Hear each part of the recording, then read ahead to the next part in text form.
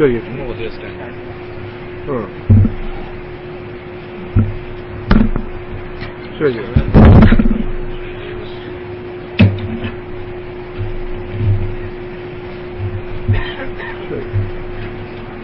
اعوذ باللہ من الشیطان الرجیم بسم اللہ الرحمن الرحیم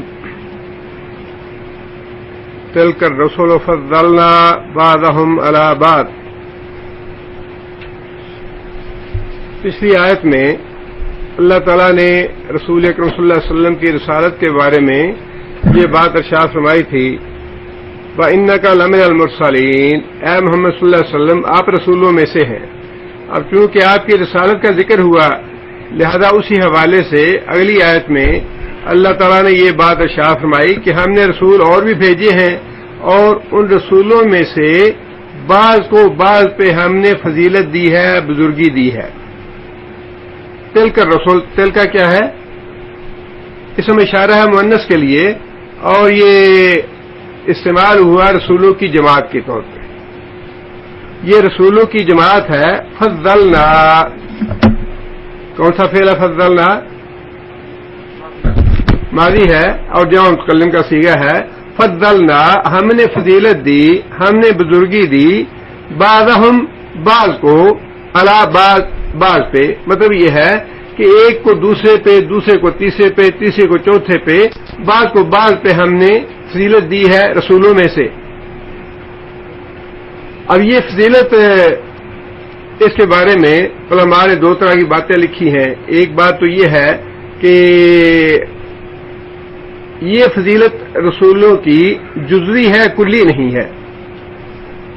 بعض کو بعض پہ، جس طرح اللہ تعالیٰ نے موسیٰ علیہ السلام کو کلیم اللہ ہونے کی فضیلت عطا فرمائی اور عیسیٰ علیہ السلام کو روح اللہ کی فضیلت عطا فرمائی، یا پھر معجزات دیے. موسیٰ علیہ السلام کو ید بیضا کا اور عصا کا معجزہ دیا، عیسیٰ علیہ السلام کو زندوں کو مردہ کرنے کا، بیماروں کو صحت مند بنانے کا معجزہ دیا تھا. تو یہ فضیلت ہے بعض کو بعض پہ. لیکن آگے اللہ تعالیٰ نے یہ بات خود فرمائی منہم من کلم اللہ، ان میں سے کوئی تو ایسا ہے من کلم اللہ جس سے اللہ نے کلام کیا. حجاب میں مراد یہ ہے کہ یہ کلام اللہ تعالیٰ کا موسیٰ علیہ السلام کے ساتھ حجاب میں تھا، بے حجاب نہیں تھے. ورفع بعضهم درجات، ورفع اور بلند کیا بعضهم بعض کے درجات کو. یہاں بعض سے کون مراد ہے نام نہیں لیا گیا یا ذکر نہیں کیا گیا، لیکن علماء نے لکھا ہے یہاں بعض سے مراد خود رسول اکرم صلی اللہ علیہ وسلم کی ذات ہے جن کے درجات کو اللہ تعالیٰ نے بلند فرمایا ہے اور رسول اکرم صلی اللہ علیہ وسلم کو کلی فضیلت عطا فرمائی ہے. باقی جو رسول ہیں ان کی فضیلت جزوی ہے، کسی کی کسی معاملے میں، کسی کی کسی معاملے میں، کسی کی کسی معاملے میں. لیکن رسول اکرم صلی اللہ علیہ وسلم کی فضیلت جو ہے وہ کلی طور پہ سارے انبیاء کے مقابلے میں ہے اور خود اس کا رسول اکرم صلی اللہ علیہ وسلم کی احادیث سے ثبوت مل جاتا ہے. اللہ کے رسول نے یہ بات ارشاد فرمائی انا سید ولد آدم یوم القیامہ، قیامت کے دن میں سارے اولاد آدم کا سردار ہوں گا اور اس میں انبیاء بھی شامل ہیں. اور پھر خود یہ بات ارشاد فرمائی انا سید الانبیاء انا خطیب الانبیاء، قیامت کے دن میں سارے انبیاء کا سردار ہوں گا، میں سارے انبیاء کا نمائندہ ہوں گا. نمائندہ اس معنی میں کہ نبی صلی اللہ علیہ وسلم کی سفارش کے علاوہ اور کوئی سفارش نہیں کر سکے گا. سارے انبیاء سفارش کرنے سے معذرت کر دیں گے اور رسول اکرم صلی اللہ علیہ وسلم خود یہ بات ارشاد فرمائیں گے انا لہا، کہ یہ سفارش کرنے کا میں ہی حقدار ہوں یا یہ عزت اللہ نے مجھے ہی دی ہے کہ میں ہی آج سفارش کروں گا، میرے علاوہ اور کوئی دوسرا سفارش نہیں کرے گا. لہذا فرمایا کہ انا خطیب الانبیاء، میں سارے انبیاء کا نمائندہ بھی ہوں، سردار بھی ہوں انبیاء کا اور نمائندہ بھی ہوں انبیاء کا. اور فرمایا کہ انا شافع، قیامت کے دن میں ہی سب سے پہلے شفاعت کروں گا، مجھے ہی شفاعت کرنے کی اجازت دی جائے گی جسے شفاعت کبریٰ کہا جاتا ہے. اور مقام محمود وہی شفاعت کا مقام ہے. اور پھر یہ بھی فرمایا کہ انا مشفعن، میں ہی سب سے پہلے میری ہی شفاعت قبول کی جائے گی، سب سے پہلے میں شفاعت کروں گا اور میری شفاعت ہی سب سے پہلے قبول کی جائے گی. اور یہ بات ارشاد فرمائی کہ سب سے پہلے میں ہی جنت کا دروازہ کھٹکھٹاؤں گا اور سب سے پہلے میں ہی جنت میں داخل ہوں گا. اور اسی طرح فرمایا کہ قیامت کے دن سارے انبیاء کے منبر ہوں گے نور کے، میرا منبر نور کا سب سے اونچا ہوگا اور سب سے زیادہ روشن ہوگا، سب سے زیادہ نور والا ہوگا. پھر آپ کا خاتم الانبیاء ہونا قرآن مجید سے ثابت ہے. اور پھر نبی صلی اللہ علیہ وسلم کا اپنے بعد ساری مخلوق کی طرف نبی ہونا یہ بھی ثابت ہے قرآن مجید سے. انبیاء نبی صلی اللہ علیہ وسلم سے پہلے جو آئے اپنے اپنی قوم کے لیے آئے، لیکن رسول اکرم صلی اللہ علیہ وسلم اپنے بعد ساری دنیا کی طرف لوگوں کی طرف نبی بن کے آئے. یہ ساری باتیں ایسی ہیں جن سے یہ ثابت ہوتا ہے کہ اللہ تعالیٰ نے کلی فضیلت رسول اکرم صلی اللہ علیہ وسلم کو عطا فرمائی اور سارے انبیاء پہ فضیلت عطا فرمائی ہے. باقی انبیاء کی فضیلت جو ہے وہ جزوی ہے. لیکن بعض احادیث میں رسول اکرم صلی اللہ علیہ وسلم نے یہ نصیحت فرمائی ہے کہ انبیاء کو انبیاء پہ فضیلت نہ دو. اس حدیث کا مطلب یہ ہے کہ فضیلت اس طرح کی نہ دو جس سے ایک کی فضیلت ثابت ہوتی ہو اور دوسرے نبی کی توہین ہوتی ہو. ایسی فضیلت نہ دو. نبی صلی اللہ علیہ وسلم کے زمانے میں یہ بات ہوئی کہ یہودی نے کہا کہ موسیٰ علیہ السلام سب سے افضل ہیں، مسلمان نے کہا کہ نہیں محمد صلی اللہ علیہ وسلم سب سے افضل ہیں. اور مسلمان نے یہودی کو اسی بات پہ تماچا مار دیا. یہودی نبی صلی اللہ علیہ وسلم کی خدمت میں حاضر ہوا، آ کے بات بتائی تو اللہ کے رسول نے یہ بات ارشاد فرمائی کہ کسی نبی کو کسی دوسرے پر فضیلت نہ دو، جس کا مطلب یہ ہے کہ اس طرح کر کے فضیلت نہ دو جس سے دوسرے کی توہین کا پہلو نکلتا ہو یا دوسرے کی تنقیص ہوتی ہو. لیکن جو بات اللہ کے رسول نے خود فرما دی کہ میں سید الانبیاء ہوں، میں خطیب الانبیاء ہوں، میں بنی اولاد آدم کا سردار ہوں، سب سے پہلے جنت میں داخل ہوں گا، سب سے پہلے اپنی قبر سے اٹھوں گا، سب سے پہلے میری سفارش ہوگی، سب سے پہلے میری سفارش قبول کی جائے گی، میں خاتم الانبیاء ہوں. یہ ساری باتیں رسول اکرم صلی اللہ علیہ وسلم کی فضیلت کو ثابت کرتی ہیں.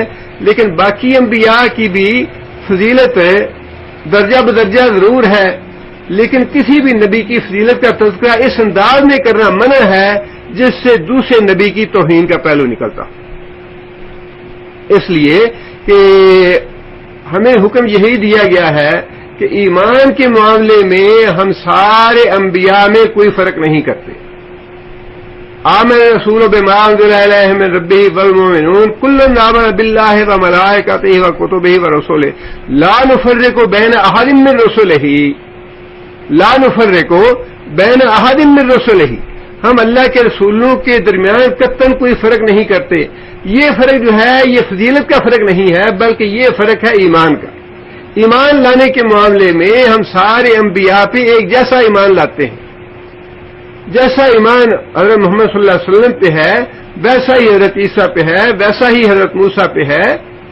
اور باقی جتنے بھی انبیاء جن کا ذکر قرآن میں ہوا، جن کا ذکر قرآن میں نہیں ہوا، ایمان لانے کے معاملے میں ہم انبیاء کے درمیان فرق نہیں کرتے. لیکن فضیلت اللہ تعالیٰ نے درجہ بدرجہ دی ہے سب کو، اور کلی فضیلت سب سے زیادہ فضیلت جو ہے وہ نبی صلی اللہ علیہ وسلم کی ہے، جو نبی صلی اللہ علیہ وسلم کے احادیث مبارکہ سے بھی ثابت ہے اور قرآن مجید کی آیات سے بھی ثابت ہے. آگے اللہ فرماتے ہیں عیسیٰ علیہ السلام کا یہاں پہ دو انبیاء کا اللہ تعالیٰ نے الگ سے تذکرہ فرمایا ہے. موسیٰ علیہ السلام کا اور عیسیٰ علیہ السلام کا اللہ فرماتے ہیں وآتینا، اور ہم نے دی عیسیٰ ابن مریم البینات، عیسیٰ ابن مریم کو واضح دلائل دیے، واضح آیات دیں، واضح نشانیاں دیں، مراد ہے معجزات. وأیدنا، اور ہم نے تائید کی، ہم نے قوت بخشی ہو اس کو بروح القدس سے، روح قدس کے ساتھ. روح قدس سے مراد جی حضرت جبرائیل علیہ السلام. یہودی جو تھے وہ عیسیٰ علیہ السلام کے پیچھے پڑے ہوئے تھے قتل کرنے کے لیے. عیسیٰ علیہ السلام کی جان کے درپے تھے. لہذا اللہ تعالیٰ نے مستقل طور پہ جبرائیل علیہ السلام کو عیسیٰ علیہ السلام کی حفاظت کے لیے ان کے ساتھ رکھا, اور یہ بہت بڑی فضیلت ہے عیسیٰ علیہ السلام کے لیے. اور اسی کا تذکرہ اللہ نے یہاں فرمایا کہ ہم نے قوت بخشی, ہم نے حفاظت کی, ہم نے تائید کی عیسیٰ علیہ السلام کی روح القدس کے ساتھ, جبرائیل امین کے ساتھ. آگے پھر اللہ تعالیٰ نے چونکہ انبیاء کے بھیجنے کا مقصد تو ہوتا ہے ہدایت حاصل ہو لوگوں کو, سارے لوگ ایک دین پہ اکٹھے ہو جائیں, ایک دین پہ لوگ ایمان لے آئیں, ان میں وحدت پیدا ہو جائے, اتحاد پیدا ہو جائے, اتفاق پیدا ہو جائے, ان کے باہمی جو اختلافات ہیں وہ ختم ہو جائیں. انبیاء کے آنے کا مقصد تو یہی ہے. لیکن آگے اللہ تعالیٰ نے اس بات کی وضاحت ارشاد فرمائی ہے کہ انبیاء تو ہم نے بھیجے, یہ رسول ہم نے بھیجے. بھیجنے کا مقصد یہ تھا کہ لوگوں کو ہدایت حاصل ہو, لوگ صراط مستقیم پہ آ جائیں. لیکن انبیاء کے آنے کے باوجود لوگوں نے آپس میں اختلاف کیا, آپس میں لڑائی جھگڑے کیے, الگ الگ راستے اختیار کیے, الگ الگ مسالک اور الگ الگ اپنے مذہب بنا لیے. اللہ فرماتے ہیں اگر میں ساری مخلوق کو ایک راستے پہ لانا چاہتا, ان کی قوت ارادی سلب کر لیتا, تو میرے لیے یہ کام مشکل نہیں تھا. لیکن رسولوں کو بھیجنے کے ساتھ ساتھ ہم نے لوگوں کو اختیار دیا, ارادہ دیا, قوت فیصلہ دی, دل اور دماغ دیا کہ ہدایت تو میں نے بھیج دی, کتابیں بھیج دی, انبیاء بھیج دیے تمہاری ہدایت کے لیے. لیکن اس کے ساتھ اللہ تعالیٰ نے ہر آدمی کو اختیار اور ارادہ دیا کہ تم خود اپنے دل اور دماغ سے غور و فکر کرو اور سوچو, انبیاء جو ہدایت لے کے آئے ہیں, کتابیں جو باتیں لے کے آئی ہیں, ان پہ تم ایمان لاتے ہو یا نہیں لاتے. یہ فیصلے کا اختیار اور ارادہ جو ہے, اللہ فرماتے ہیں کہ یہی تو اصل میں مطلوب تھا. ارادہ اور قوت فیصلہ لوگوں کو دے دی جائے, انہیں راستہ ہدایت کا دکھا دیا جائے, اور پھر ان کا امتحان لیا جائے کہ وہ ہدایت کا راستہ کہاں تک اختیار کرتے ہیں. یہ جو باہمی اختلافات ہیں جن سے ہم بعض اوقات پریشان ہو جاتے ہیں اور یہ کہتے ہیں جی ہمارے پاس ایک قرآن ہے, ایک اللہ کا رسول ہے, ایک اللہ ہے, ایک قبلہ ہے ہمارا, پھر ہم آپس میں اکٹھے کیوں نہیں ہوتے. اللہ فرماتے ہیں کہ یہ اکٹھے ہونے والی جو بات ہے یہ تو میری مشیت میں نہیں تھی, یہ میری مشیت میں نہیں ہے. اگر میں اکٹھا کرنا چاہتا تو فرشتوں کی تو میں نے جماعت ایک پیدا کی ہوئی ہے جو سارے ایک ہی راستے پہ چل رہے ہیں, جن کے ہاں قوت فیصلہ یا ارادہ کا میں نے اختیار ہی نہیں دیا انہیں. ان کی فطرت میں یہ بات شامل ہے کہ انہوں نے نیکی ہی کرنی ہے, اللہ کی نافرمانی نہیں کرنی.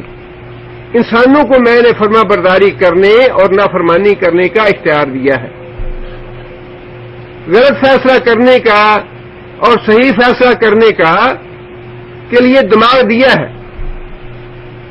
اللہ تعالیٰ نے اگلی آیت میں اسی بات کی وضاحت ارشاد فرمائی ہے. اللہ فرماتے ہیں کہ میں نے رسول تو بھیج دیے, محمد صلی اللہ علیہ وسلم کو بھیج دیا, اور رسولوں میں سے بعض پہ فضیلت بھی دی, درجات بھی دیے. لیکن اللہ فرماتے ہیں کہ ولو شاء اللہ نے یہ پہلے ہی بات ارشاد فرمائی, ولو شاء اللہ, اگر اللہ کی مشیت میں یہ بات ہوتی کہ سارے انسان نیک اور متقی بن جائیں, سارے لوگ مسلمان بن جائیں, سارے لوگ موحد بن جائیں, سارے لوگ جنتی بن جائیں, اگر اللہ کی مشیت میں یہ بات ہوتی, مقتتل الذین, ما یہاں پہ نافیہ ہے, نہ قتال کرتے, نہ لڑائیاں کرتے, نہ اختلاف کرتے, نہ جھگڑا کرتے. الذین, وہ لوگ, من بعدہم, ان کے بعد, کن کے بعد, ہم کی ضمیر جو ہے وہ کس کے لیے ہے؟ اگر اللہ اللہ چاہتا تو لوگ آپس میں اختلاف نہ کرتے.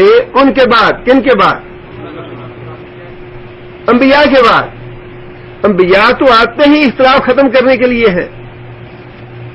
انبیاء کے آنے کا مقصد یہ ہے کہ وہ صراط مستقیم بتائیں لوگوں کو، بھئی یہ صراط مستقیم ہے، اور لوگوں پہ یہ فرض ہے کہ ان کی اتباع کریں، ان کے حکم پہ چلیں، ان کی فرما برداری کریں، اسی راستے کو اختیار کریں جو راستہ نبی بتا رہا ہے. اللہ فرماتے ہیں بلو شاء اللہ، اگر اللہ کی مشیت ہوتی یہ بات کہ سارے لوگ ایک ہی صراط مستقیم پہ چلنا شروع کر دیں، سارے لوگ نبیوں کی بات کو مان لیں، سارے لوگ نبیوں کی فرما برداری شروع کر دیں، اللہ فرماتے ہیں مقتتل الذین، تو پھر لوگ آپس میں لڑائی جھگڑا نہ کرتے، لوگ آپس میں اختلاف نہ کرتے، من بعدہم، ان کے بعد، یعنی انبیاء کے آ جانے کے بعد. انبیاء کے آ جانے کے بعد لوگ لڑائی نہ کرتے، جھگڑا نہ کرتے، اختلافات نہ کرتے. اگر اللہ چاہتا، اس کا مطلب یہ ہے کہ اللہ کی مشیت نہیں ہے یہ کہ سارے کے سارے نیک بن جائیں، سارے کے سارے موحد بن جائیں. یہ جو مزاج کا اختلاف رکھا ہے اللہ نے، دیکھیں نا، مزاج کے اور سوچ کے اختلاف جو ہے وہ تو اللہ تعالیٰ نے ہر گھر میں رکھا ہے. آپ اپنے گھر میں انداز گا لیجیے، شوہر اور بیوی میں مزاج کا اور سوچ کا فرق ہے، باپ اور بیٹے میں سوچ اور مزاج کا فرق ہے. باپ کچھ چاہتا ہے، بیٹا کچھ چاہتا ہے، باپ کی سوچ کچھ ہے، بھائی کی سوچ کچھ ہے، بہن کی سوچ کچھ ہے، بیوی کی سوچ کچھ ہے. یہ جو اختلاف ہے یہ تو اللہ تعالیٰ نے لوگوں کے مزاج میں رکھا ہے، اور یہ اللہ کی مشیت کے عین مطابق ہے. دل دیا ہے، دماغ دیا ہے، آنکھیں دی ہیں، کان دیے ہیں، یہ ساری چیزیں اللہ تعالیٰ نے سوچنے اور سمجھنے کے لیے عطا فرمائی ہیں. اور اللہ تعالیٰ نے انبیاء کو تو بھیج دیا کہ جا کے لوگوں کو بتا دو یہ صراط مستقیم ہے، یہ سیدھا راستہ ہے، یہ جنت کا راستہ ہے، یہ جہنم کا راستہ ہے. اب اللہ فرماتے ہیں کہ میری مشیت یہ تھی کہ کچھ لوگ ایمان لے آئے، کچھ لوگ اپنے آزاد مرضی سے، آزاد اختیار سے انبیاء کی مخالفت کریں، انبیاء کی نافرمانی کریں. یہ اللہ کی مشیت ہے. اللہ یہی بات ارشاد فرما رہے ہیں کہ سارے لوگوں کا اکٹھا ہو جانا یہ میری مشیت نہیں ہے. اب آپ خود اپنے اندازہ لگا لیجیے، یہ قرآن مجید ہے، ہم یہی بات کہتے ہیں جی ہمارا قرآن ایک ہے. اب اسی قرآن سے غلام احمد قادیانی نے اپنی نبوت ثابت کر لی، اور جو خاتم النبیین مانتے ہیں وہ بھی اسی قرآن سے مانتے ہیں. اب کچھ لوگ ہیں جنہوں نے اسی قرآن سے انبیاء کا یا بزرگوں کا غیب جاننا ثابت کر لیا، لیکن اسی قرآن سے بعض اہل علم جو ہے انہوں نے یہ ثابت کیا کہ علم غیب اللہ کے سوا کسی کو نہیں ہے. اسی قرآن سے بعض لوگ جو ہیں انہوں نے یہ ثابت کر لیا کہ جو بزرگ ہیں اس دنیا سے جب وہ جاتے ہیں وہ مرتے نہیں ہیں، وہ ایک جہان سے دوسرے میں منتقل ہوتے ہیں، ان پہ موت وارد نہیں ہوتی. وہ تو زندہ رہتے ہیں، وہ تو سنتے ہیں، وہ تو جواب دیتے ہیں، وہ تو مدد کرتے ہیں، ان کا فیض جاری رہتا ہے. لیکن اسی قرآن سے لوگوں نے یہ ثابت کیا کہ نہیں، موت واقع ہوتی ہے، ہر آدمی پہ واقع ہوتی ہے، نبی پہ واقع ہوتی ہے، ولی پہ واقع ہوتی ہے، بزرگوں پہ واقع ہوتی ہے. جس طرح ایک عام آدمی پہ موت واقع ہوتی ہے اسی طرح ایک نبی پہ بھی موت واقع ہوتی ہے، ولی پہ بھی اسی طرح موت واقع ہوتی ہے. مطلب یہ ہے قرآن تو واقعی ایک ہے، لیکن اب سوچ کے انداز مختلف ہیں، مزاج اللہ نے مختلف بنا دیے ہیں، اور اسی مزاج اور سوچ کے مختلف ہونے کے نتیجے میں اللہ فرماتے ہیں کہ لوگ آپس میں اختلاف کرتے ہیں. مسلک کا اختلاف ہے، اور باقی معاملات سوچ کا انداز مختلف ہے، فکر مختلف ہے، نظریات مختلف ہیں. اللہ فرماتے ہیں کہ یہ میری مشیت کے مطابق ہے، ورنہ اگر میں چاہتا، لو شاء اللہ، اگر اللہ یہ چاہتے سارے لوگ انبیاء کے آنے کے بعد ایک ہی صراط مستقیم پہ اکٹھے ہو جائیں، ان میں آپس میں اختلاف نہ پڑے، اللہ فرماتے ہیں کہ میں اگر ایسا کرنا چاہتا تو کر سکتا تھا. اور یہ بات اللہ تعالیٰ نے اس ایک جگہ پہ نہیں ارشاد فرمائی، بہت سی جگہ پہ فرمائی ہے. وَلَوْ شِئْنَا لَآتَيْنَا كُلَّ نَفْسٍ هُدَاهَا، اگر ہم یہ چاہتے بلو شینا لآتینا کل نفس ہداہا، اگر ہم چاہتے تو ہر جان کو، ہر آدمی کو ہم ہدایت دے دیتے، ولیکن حق القول منی، لیکن میری جو بات کہی ہوئی تھی وہ حق ثابت ہو گئی، لأملأن جہنم من الجنۃ والناس اجمعین، کہ میں جہنم کو جو نافرمان لوگ ہیں، جو نافرمان جن ہیں، ان سے بھر کے چھوڑوں گا۔ جہنم کو بھی بھرنا ہے، جنت کو بھی بھرنا ہے۔ اس لیے اللہ فرماتے ہیں کہ انبیاء کے آنے کے بعد جو اختلاف پیدا ہو گیا یہ بالکل میری مشیت کے مطابق ہے، اس لیے کہ یہ امتحان ہے اس دل دماغ کا جو اللہ نے ہمیں بار بار جو اللہ نے یہ بات ارشاد فرمائی کہ ہم نے تمہیں دل دیا، دماغ دیے، آنکھیں دیں، کان دیے، لعلکم تشکرون، تاکہ تم اللہ کے شکر گزار بنو، تاکہ سوچ سمجھ سے کام لو، تاکہ فکر کرو، غور کرو صحیح راستہ کون سا ہے۔ بار بار پڑھو اس قرآن مجید کو۔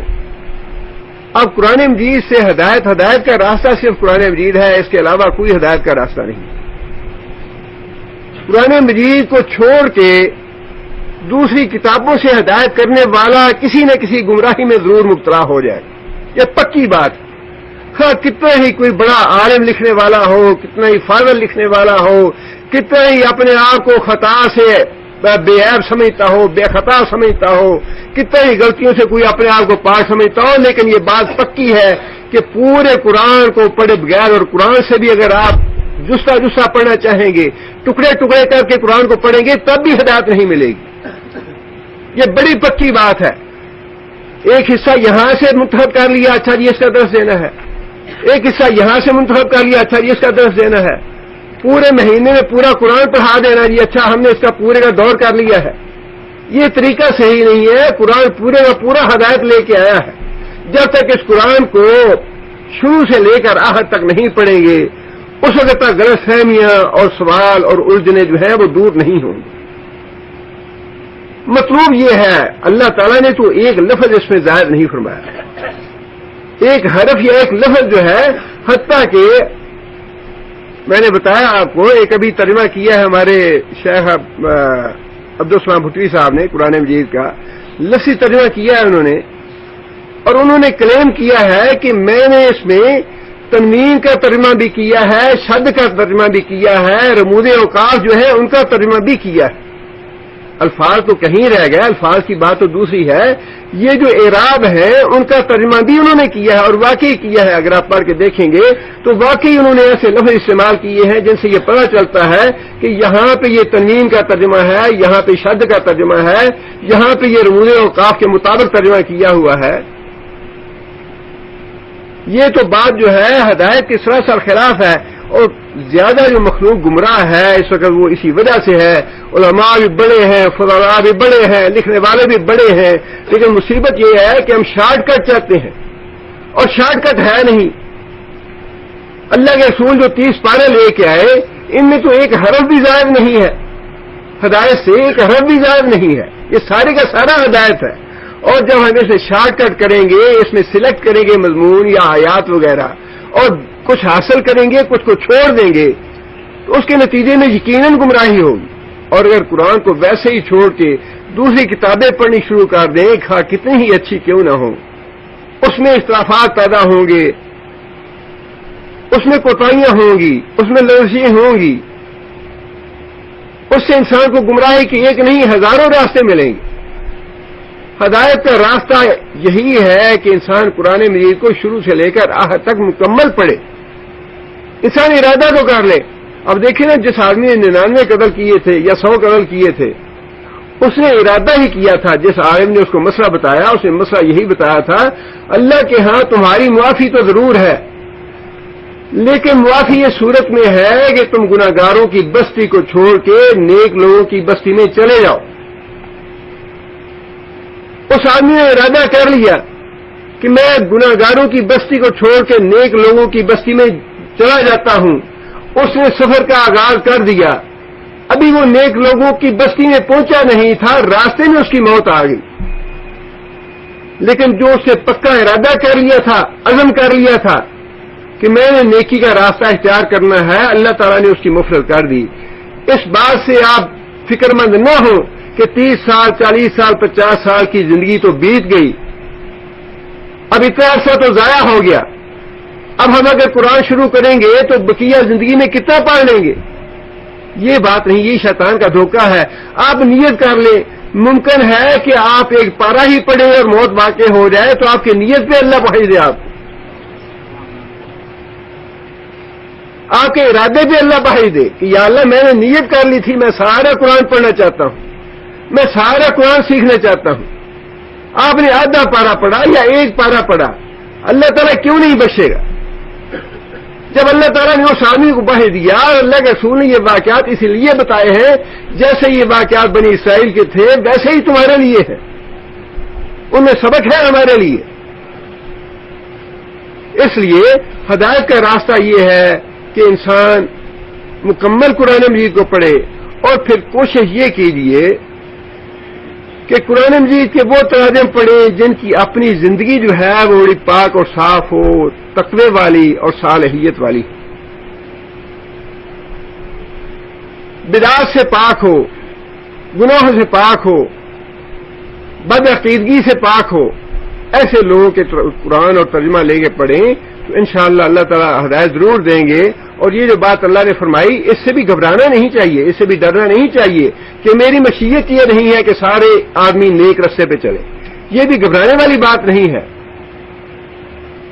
اس لیے کہ جو آدمی اللہ سے دعا کرے گا اور اس بات کا عزم اور ارادہ کرے گا کہ یا اللہ مجھے ہدایت دے، میں ہدایت کا راستہ حاصل کرنا چاہتا ہوں، تو پھر یہ ممکن نہیں ہے کہ اللہ تعالیٰ ہدایت نہ دے، یہ ممکن نہیں ہے، اللہ کا قانون نہیں ہے یہ۔ اللہ نے یہ بات خود ارشاد فرمائی اور بار بار فرمائی، جو آدمی مجھ سے دنیا مانگے گا میں اس کو دنیا دوں گا، دنیا سے بھی محروم نہیں کروں گا، اور جو آدمی مجھ سے یہ کہے گا ربنا آتنا فی الدنیا حسنہ وفی الآخرۃ حسنہ، یا اللہ دنیا میں بھی بھلائی چاہیے اور آخرت میں بھی بھلائی چاہیے، اللہ فرماتے ہیں میں اس کو بھی محروم نہیں کروں گا، میں اس کو دنیا بھی دوں گا آخرت بھی دوں گا۔ اس لیے اس بات سے گھبرانے کی ضرورت نہیں ہے کہ اللہ کی مشیت ہی یہ اس کو بہانہ نہ بنائیں کہ اللہ کی تو مشیت ہی نہیں ہے کہ ہم سیدھے راستے پہ چلیں، بہانہ نہ بنائیں اسے، یہ شیطان کا دھوکہ ہے۔ جو اللہ سے ہدایت مانگے گا اللہ اس کا ضرور ہدایت دے گا، اللہ نے بار بار یہ بات ارشاد فرمائی ہے۔ والذین جاہدوا فینا، جو لوگ ہماری طرف آنے کی جاہدوا جد و جہد کریں گے، ہونی کوشش یہ چاہیے، سچے دل سے یہ طلب ہونی چاہیے ہدایت والی، جاہدوا فینا، اللہ فرماتے ہیں لنہدینہم سبلنا، ہم ان کو اپنا راستہ ضرور دکھائیں گے، یہ ہو نہیں سکتا کہ ہم ان کو ہدایت نہ دیں، لنہدینہ، ہم ضرور ہدایت دیں گے ان کو۔ لیکن یہ بات تو ہے اللہ سے مانگنے کی اور اللہ سے طلب کرنے کی۔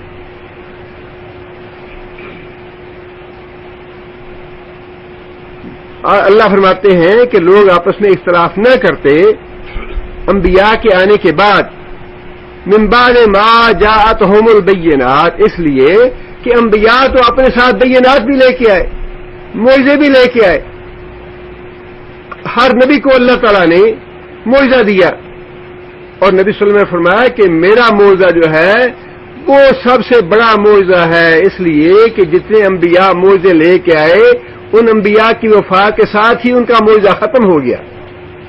میرا معجزہ جو ہے یہ میری وفات کے ساتھ ختم نہیں ہوگا، میرا معجزہ تو قیامت تک باقی رہے گا، اور قرآن معجزہ ہے نبی صلی اللہ علیہ وسلم کا جو قیامت تک باقی رہنے والا ہے۔ آج 1400 سال ہو گئے ہیں، لیکن اس قرآن مجید کا ایک زیر یا زبر بھی کوئی دشمن یا کوئی اپنا یا کوئی غیر یا غدار یا منافق اس کا بدل نہیں سکا، اتنا بڑا معجزہ ہے یہ۔ بینات لے کے آئے، اللہ فرماتے ہیں کہ معجزات اور بینات لانے کے باوجود لوگوں نے آپس میں اختلاف کیا، من بعد ما جاءتہم البینات ولکن اختلفوا، لیکن انہوں نے آپس میں اختلاف کیا، فمنہم من آمن، اب ان میں سے کوئی تو ایسا ہے جو ایمان لے آیا انبیاء پہ، ومنہم من کفر، اور ان میں سے کچھ لوگ ایسے ہیں جنہوں نے انبیاء کا انکار کر دیا کہ یہ تو جادوگر ہے، موسیٰ علیہ السلام نے اپنا معجزہ دکھایا تو فوراً انہوں نے کہہ دیا یہ جادو ہے. اسی طرح باقی انبیاء نے جب بھی کوئی معجزہ دکھایا تو لوگوں نے جادو کہہ کے انکار کر دیا، لیکن جن لوگوں کے عقل نے یہ اعتراف کر لیا کہ یہ تو جادو نہیں ہے، یہ تو اللہ کی طرف سے معجزہ ہی ہو سکتا ہے، وہ ایمان لے آئے. لہذا فرمایا بعض لوگوں نے انکار کیا، بعض لوگ ایمان لے آئے. آگے فرمایا وَلَوْ شَاءَ اللَّهُ، اور اگر اللہ چاہتا مَقْتَتَلُوا، تو لوگ آپس میں لڑائی جھگڑا نہ کرتے، لوگ آپس میں اختلافات نہ کرتے. وَلَكِنَّ اللَّهَ يَفْعَلُ مَا يُرِيدُ، لیکن اللہ جو چاہتا ہے، جو ارادہ کر لیتا ہے وہ اللہ پورا کرتا ہے، اور اللہ کا ارادہ یہی ہے لَأَمْلَأَنَّ جَهَنَّمَ مِنَ الْجِنَّةِ وَالنَّاسِ أَجْمَعِينَ، کہ میں نے جو جنت اور جہنم بنائی ہے دونوں کو بھر کے رہوں گا. جنت بھی اللہ کی اتنی وسیع ہے کہ جو مخلوق اللہ نے اب جنت کے لیے پیدا فرمائی ہے یہ ساری کی ساری جنت میں چلی جائے گی، جنت میں جگہ پھر بھی باقی رہ جائے گی. اللہ کے رسول نے فرمایا کہ اللہ تعالیٰ نئی مخلوق پیدا کریں گے جنت کے لیے، اتنی جنت میں جگہ باقی بچ جائے گی. اور جہنم کے بارے میں بھی فرمایا کہ جہنم بھی پوچھے گی حل من مزید، یا اللہ کچھ اور بھی ہے ڈالنے کے لیے، تو بڑی جگہ ہے میرے اندر. اللہ تعالیٰ اپنی پنڈلی ڈالیں گے جہنم میں، اور پھر جہنم کہے گی بس بس بس یا اللہ بس. اللہ نے فرمایا کہ میرا ارادہ یہ ہے، میری مشیت یہ ہے کہ میں نے جو جنت اور جہنم بنائی ہے ان دونوں کو بھروں گا میں. یہ ہے اللہ کی مشیت. یہ اللہ کی مشیت نہیں ہے کہ سارے لوگ نیک بن جائیں. اب یہاں بیٹھے ہوئے ہیں 300-400 یا 200-300 آدمی ہیں، ان سارے 200-300 آدمیوں کا معاملہ ایک جیسا نہیں ہے. کسی کا ایمان قوی ہے، کسی کا کمزور ہے، کسی نے قرآن مجید کے 2 پارے پڑھے ہیں، کسی نے 5 پڑھے ہیں، کسی نے 10 پڑھے ہیں، کسی نے ترجمہ بالکل نہیں پڑھا، کسی نے ترجمہ سارے قرآن کا پڑھا ہے. کوئی تہجد پڑھنے والا ہے، کوئی اشراق پڑھنے والا ہے، کوئی 5 نمازیں بھی پوری طرح نہیں پڑھتا. سارے لوگ ایک جیسے ہیں نہیں. اور یہی بات ہے جو اللہ نے فرمائی ہے کہ میں چاہتا تو سب کو ایک جیسا کر دیتا، لیکن یہ میری مشیت نہیں ہے.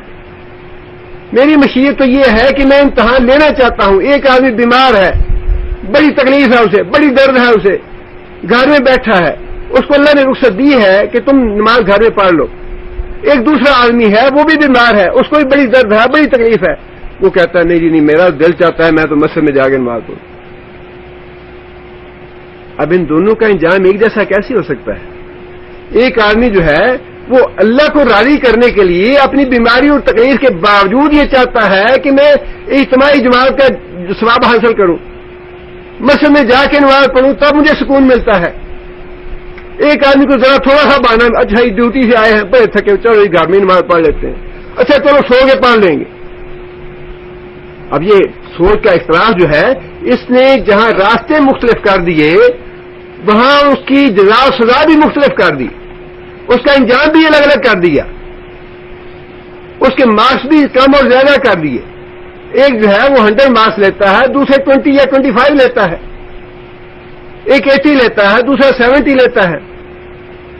اور یہ اللہ کی مشیت ہے. اللہ نے فرمایا کہ میں نے سب کو ایک جیسا نہیں بنایا، اور یہ میری مشیت ہے. میں نے جنت کو بھی بھرنا ہے، جہنم کو بھی بھرنا ہے. جہنم کے بھی درجے ہیں، جو کٹے کافر ہیں، جو منافق اور غدار ہیں، ان کا درجہ اور ہے. ان المنافقین فی الدرک الاسفل من النار، سب سے بدترین درجہ منافقوں کے لیے ہے. اور جنت کے بھی اللہ کے رسول نے فرمایا کہ 100 درجے ہیں. شہیدوں کے لیے سب سے اچھے درجے ہیں، بہترین گھر ہیں. اور پھر بہت سے اعمال ایسے اللہ کے رسول نے فرمائے، اگر کوئی مثال کے طور پہ آدمی حقدار ہے کسی جھگڑے میں، اسے معلوم ہے کہ یہ میرا حق ہے، مجھے ملنا چاہیے، لیکن وہ اللہ کی رضا کے لیے اپنا حق چھوڑ دیتا ہے، تو اللہ کے رسول نے فرمایا کہ اللہ تعالیٰ جنت کے وسط میں اس کے لیے ایک بہترین گھر بناتے ہیں اپنا حق چھوڑنے والے کے لیے. یہ درجہ بدرجہ تو ہے، یہ تو اللہ کی مشیت ہے کہ اللہ تعالیٰ نے وہ 100 درجے جنت کے بھی پورے کرنے ہیں اور اللہ تعالیٰ نے جو جہنم کے درجے بنائے ہیں وہ بھی پورے کرنے ہیں. وہ پورے تو ایسے ہی ہونے ہیں, کچھ نافرمان ہوں, کچھ فرمانبردار ہوں, کچھ بہت زیادہ اللہ سے محبت کرنے والے, کچھ کم درجے والے, کچھ اس سے بھی کم درجے والے. یہ تو درجہ بدرجہ ہے, سارے معاملات ہیں. اور وہی بات اللہ نے فرمائی کہ اگر اللہ چاہتا, اللہ جو چاہتا ہے اللہ وہی کرتا ہے, لیکن اللہ کی مشیت نہیں ہے کہ سارے لوگ ایک جیسے ہو جائیں. آگے پھر اللہ تعالیٰ نے پچھلی آیتوں میں اللہ تعالیٰ نے قتال کے بارے میں بار بار یہ بات ارشاد فرمائی کہ جہاد جو ہے وہ دین کے لیے اور اسلام کے غلبے کے لیے بہت ضروری ہے. طالوت اور جالوت کا واقعہ اللہ تعالیٰ نے ارشاد فرمایا, اور اس سے پہلے پھر ویسے بھی ترغیب دلائی اللہ تعالیٰ نے, وقاتلوا فی سبیل اللہ واعلموا ان اللہ سمیع علیم. اللہ کی راہ میں قتال کرو اور جان رکھو اللہ سننے اور جاننے والا ہے. جان کی قربانی کے بعد دوسری بڑی آزمائش انسان کے لیے مال کی قربانی ہے. یہ دو چیزیں جو ہے نا انسان کو بڑی مصیبت میں ڈالتی. دو چیزیں انسان کے لیے بہت بڑی آزمائش ہے اور بڑی مصیبت میں ڈالنے والی ہے. ایک جان سے محبت, ایک مال سے محبت. جان کی محبت بھی انسان کو اللہ کی نافرمانی کی طرف لے جاتی ہے, اور مال کی محبت بھی انسان کو اللہ کی نافرمانی کی طرف لے جاتی ہے. پہلی آیتوں میں اللہ تعالیٰ نے جان قربان کرنے کا حکم دیا کہ اللہ جان مانگتا ہے جنت کے لیے, اور اس کے بعد یہ فرمایا کہ اگر کوئی معذور ہے, کسی وجہ سے جہاد میں جان نہیں دے سکتا, عملاً شریک نہیں ہو سکتا, ایسا نظام نہیں ہے, فوج میں بھرتی نہیں ہو سکا, تو اللہ فرماتے ہیں کہ پھر میں جنت کے لیے مال طلب کرتا ہوں کہ جہاد کے لیے اپنا مال خرچ کرو. پہلے کتاب کے بارے میں حکم تھا, اب ان آیتوں میں اللہ تعالیٰ نے مال کے انفاق کی ترغیب دلائی ہے. اللہ فرماتے ہیں یا ایھا الذین آمنوا, اے لوگوں جو ایمان لائے ہو, انفقوا, خرچ کرو اپنا مال, مما رزقناکم, اس سے جو رزق ہم نے تم کو دیا. یہ جتلایا ہے اللہ نے کہ رزق جو ہے یہ میرا ہے, تمہارا نہیں ہے. یہ حماقت اور بیوقوفی ہے جو انسان یہ سمجھ لیتا ہے کہ یہ مال میں نے کمایا ہے, یہ میرا مال ہے. یبسط اللہ الرزق لمن یشاء ویقدر, اللہ جسے چاہتا ہے اسے زیادہ دیتا ہے, جسے چاہتا ہے اسے تھوڑا دیتا ہے. ایک ہی طرح کی مارکیٹ میں دو دکانیں ہوتی ہیں, کپڑے کی دکان ہے, جوتوں کی دکان ہے, گھڑیوں کی دکان ہے, کوئی بھی دکان ہے. ایک آدمی پہ اتنا رش ہوتا ہے کہ اس سے اپنے گاہکوں سے نپٹا نہیں جا سکتا, دوسری دکان خالی پڑی ہوتی ہے. یہ کس کے ہاتھ میں ہے؟ بار بار اللہ نے فرمایا رزقنا مما رزقناکم, اس مال سے خرچ کرو جو میں نے تمہیں دیا, جو ہم نے تمہیں دیا.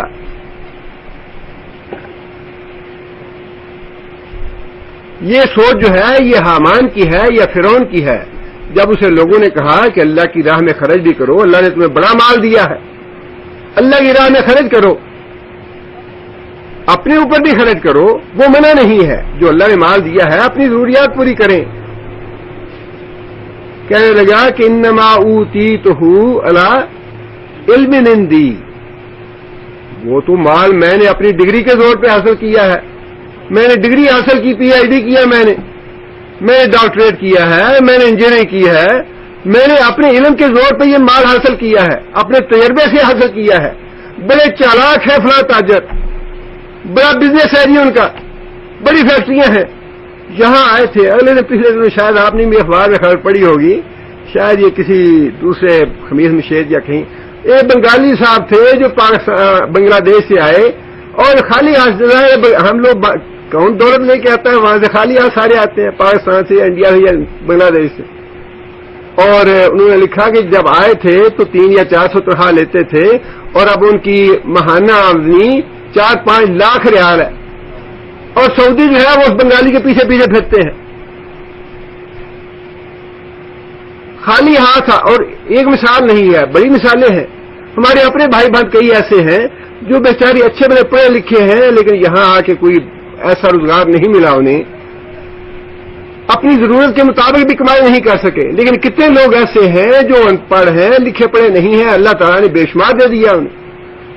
اس لیے اللہ تعالیٰ یہ بار بار جتلاتے ہیں کہ کسی کے ذہن میں یہ خناس نہ بھر جائے کہ جو مال میرا بینک بیلنس ہے یہ میرا ہے. اللہ تعالیٰ نکلوانا چاہے تو منٹوں میں نکلوا لے, ایک لمحے میں نکل جائے. بائی پاس کا آپریشن ہونا ہے, اچھا ہی 50,000 لگ گیا, 60,000 لگ گیا. گردہ خراب ہو گیا, گردہ ڈالنا ہے. ایکسیڈنٹ ہو گیا, کسی کی موت ہوگی, دیت دینی ہے 1 لاکھ ریال. یہ ساری باتیں تو اللہ کے اختیار میں ہیں. اس لیے اللہ نے بار بار یہ بات ارشاد فرمائی ہے کہ رزق جو ہے اس کو اپنا نہ سمجھو, تم امین ہو اس رزق کے, تم امانت دار ہو اس رزق کے. اور یہ اللہ تعالیٰ نے امتحان لیا ہے, جو اللہ تعالیٰ نے نصیحت پہ اکتفا کیا, نصیحت کی ہے, رغبت دلائی ہے, خرچ کرو. ورنہ اللہ نکلوانا چاہے تو فوراً نکلوا سکتے ہیں. اللہ تعالیٰ اللہ کے لیے مشکل نہیں ہے. اللہ فرماتے ہیں کہ مما رزقناکم, جو رزق ہم نے تم کو دیا وہ خرچ کرو. من قبل, اس سے پہلے, ان یاتی یوم لا بیع فیہ, اس سے پہلے کہ وہ دن آ جائے لا بیع, جس میں خرید و فروخت نہ ہو سکے. دنیا میں خرید و فروخت ہوتی ہے نا, ہمارے جمہوری ملکوں میں تو بڑا عام رواج ہے. اچھا یہ اسمبلی کے ممبر کے کتنے لاکھ ہیں یا کتنے کروڑ ہیں, قومی اسمبلی کے ووٹ کے کتنے کروڑ ہیں, وزارت کے لیے کتنے کروڑ چاہیے, گورنری لینے کے لیے کتنے کروڑ چاہیے. یہ بے ہے نا.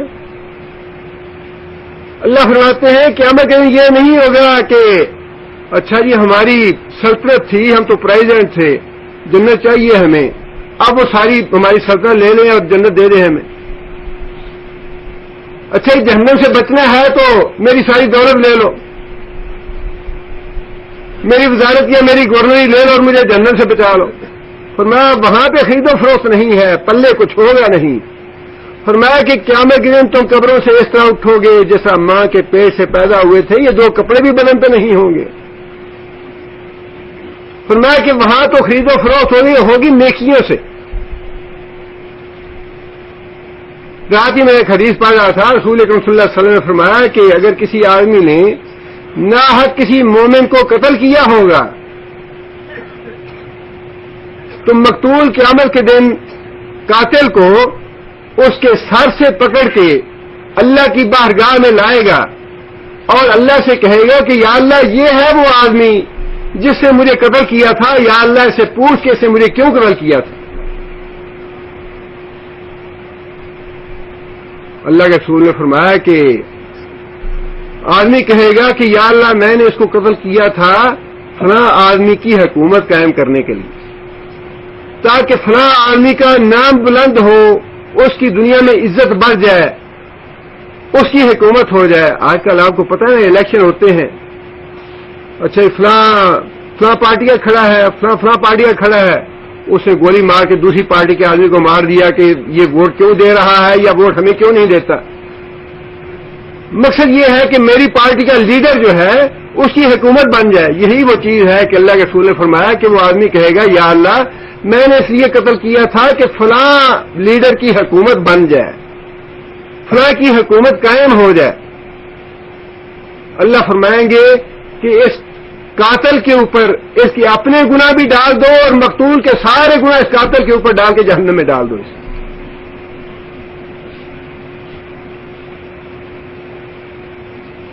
وہاں کوئی بیع نہیں ہوگی, کوئی خرید و فروخت نہیں ہوگی. اور فرمایا کہ ولا خلتن, اور کوئی کسی کا خلیل بھی نہیں ہوگا, کوئی دوستی نہیں ہوگی. اچھا یہ میڈیکل کالج میں داخلہ نہیں مل رہا, اچھا کوئی بات نہیں, وائس چانسلر صاحب جو ہے بڑے دوست ہیں اپنے, ان کا اپنا الگ کوٹا ہوتا ہے, لہذا بچے کے ایڈمیشن ہو جائے, کوئی پریشانی کی بات نہیں, اپنے دوست ہیں. فرمایا کہ قیامت کے دن یہ دوستی بھی نہیں ہوگی. یہ حضرت صاحب پیر صاحب سب قیامت کے دن فرمایا کہ انکار کر دیں گے, یا اللہ مجھے تو پتہ نہیں, یہ میرے نام کی نظر نیاز دیتے رہے, یہ میرے نام کے چڑھاوے چڑھاتے رہے, یا اللہ یہ میرے نام کی گیاریاں میرے بعد دیتے رہے, مجھے تو پتہ بھی نہیں ہے. یا اللہ یہ تو خود مشرک تھے، یہ تو خود بد عقیدہ تھے، شرک انہوں نے خود کیا. فرمایا کہ اس دن سے پہلے خرچ کر لو جس دن نہ بیع ہوگی اور نہ ہی کسی کی دوستی ہوگی، بلا شفاعت، اور فرمایا کہ کوئی سفارشی بھی نہیں ہوگا. دنیا میں یہی ہوتا ہے، اچھا یہ ہمارا چچا ہے، اس کا فلاں ایم این اے واقف ہے، چچا سے کہیں گے سفارش کر دو ہماری. اسپتال میں ایڈمیشن ملنا ہے یا فلاں کام کرنا ہے یا بچہ فیل ہو گیا اس کو پاس کرانا ہے یا قتل میں مقدمہ ہے قاتل کو چھڑانا ہے، سوتا کی سفارشیں ہیں دنیا میں. اللہ فرماتے ہیں کہ قیامت کے دن شفاعت بھی نہیں ہوگی اس طرح کی. اللہ کی مخلوق میں سے کوئی نبی یا کوئی ولی ایسا نہیں ہے جس کو قیامت کے دن اللہ تعالیٰ کو مجبور کر سکے یا اللہ میں تو اس کو ضرور بخشوانا چاہتا ہوں، اس کو ضرور بخش دے، اس کے بغیر میں جنت میں نہیں جاؤں گا، اس کو جنت میں ضرور لے کے جاؤں گا. یہ ساری دھوکے کی باتیں ہیں، باطل عقیدہ ہے. اللہ رسول نے جو بات ارشاد فرمائی کہ قیامت میں میں ہی سفارش کروں گا، میرے علاوہ کسی نبی کو ضرورت نہیں پڑے گی سفارش کرنے کی، نبی کو ضرورت نہیں ہوگی. تو 1400 سال بعد کے جو حضرت صاحب ہیں یا پیر صاحب ہیں یا بزرگ صاحب ہیں، انہیں تو مجال نہیں ہوگی بات کرنے کی.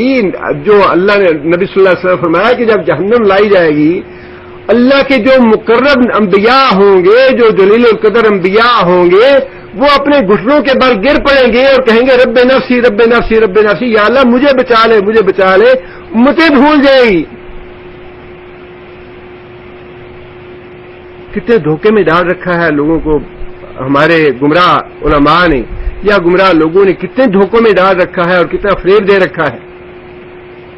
جہاں انبیاء بات نہیں کر سکیں گے، جہاں انبیاء نفس نفسی رب نفسی کہیں گے، وہاں کسی اور کی مجال ہے کہ اللہ سے بات کرے. اور جس کی سفارش قبول ہونی ہے، جس نے یہ کہا ہے کہ میں سفارش کروں گا واقعی قیامت کے دن، انہوں نے خود یہ بات بتائی ہے کہ میں سفارش کرنے سے پہلے اللہ کا غصہ دور کرنے کے لیے، اللہ کو راضی کرنے کے لیے سجدے میں گر پڑوں گا اور اتنی دیر تک سجدہ کروں گا، اتنی دیر تک سجدہ کروں گا کہ مجھے آج پتہ نہیں کتنا لمبا سجدہ ہوگا. اللہ کی وہ حمد و ثنا کروں گا، اللہ کی وہ حمد و ثنا کروں گا جس کا مجھے آج پتہ نہیں کہ کون سی حمد و ثنا ہوگی. جو اللہ کے رسول کا یہ معاملہ ہے، جن کی شفاعت اللہ نے قبول کرنی ہے، تو پھر اور کس کی مجال ہے کہ اللہ کے حضور کوئی بات کرے. اس لیے اللہ تعالیٰ نے فرمایا کہ لوگوں صدقہ کرو، اللہ کی راہ میں اپنا مال خرچ کرو، اس سے پہلے کہ وہ دن آ جائے جس میں تم خرچ کرنا چاہو تو پھر کوئی چیز تمہارے کام نہ آئے.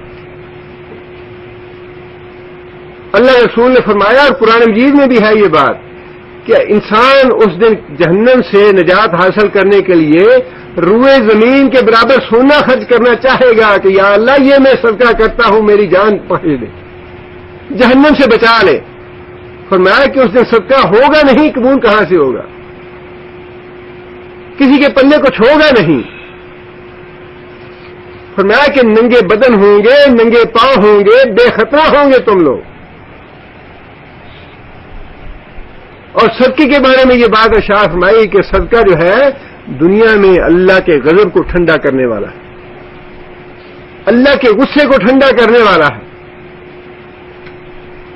اور قیامت کے دن کے بارے میں یہ بات ارشاد فرمائی کہ قیامت کے دن جب سورج جو ہے یہ 1 میل کے فاصلے پہ ہوگا، حشر کا میدان تپ رہا ہوگا، لوگ پسینوں میں ڈوبے ہوئے ہوں گے، اللہ کے عرش کے علاوہ کسی دوسری چیز کا سایہ نہیں ہوگا. اللہ کے رسول نے فرمایا کہ اللہ کے عرش کے علاوہ ایک چیز اور ہے جس کا سایہ ہوگا ہے، اور وہ ہے صدقہ. اللہ کی راہ میں مال خرچ کیا ہوا مال، وہ بھی قیامت کے دن سایہ بن کے انسان پہ آئے گا اور انسان کے اوپر سایہ کرے گا میدان حشر میں.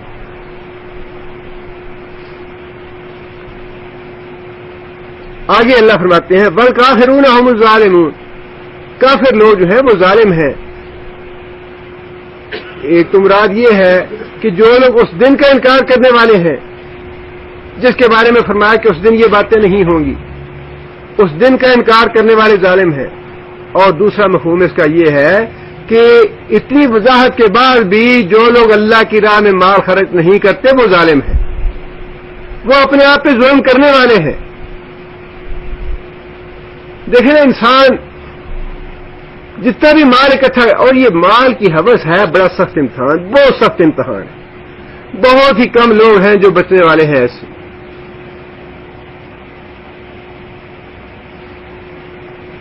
نبی صلی اللہ علیہ وسلم فرمایا کہ الفتنہ تو امتی المال، میری امت کے لیے سب سے بڑا فتنہ جو ہے وہ مال کا فتنہ ہی ہے. فرمایا کہ جو آدمی اپنے مال کو سنبھال کے رکھتا ہے، سینچ کے رکھتا ہے، گن کے رکھتا ہے، بڑا مزہ آتا ہے نا نوٹ گننے میں. کتنے ہزار ہیں، کوئی 500 کا نوٹ کم نہ ہو گیا ہو، کوئی 1000 کہیں ضائع نہ ہو گیا ہو، چلا نہ گیا ہو. بار بار انسان گنتا ہے، بڑا مزہ آتا ہے نوٹ گننے میں، بڑا مزہ آتا ہے بینک اکاؤنٹ لینے میں. اس میں 2 لاکھ ہیں، اس میں 5 لاکھ ہیں، اس میں 10 لاکھ ہیں. لیکن یہی مال جو ہے یہ انسان کے لیے قیامت کے دن فتنہ بن جائے گا، بہت بڑا وبال بن جائے گا.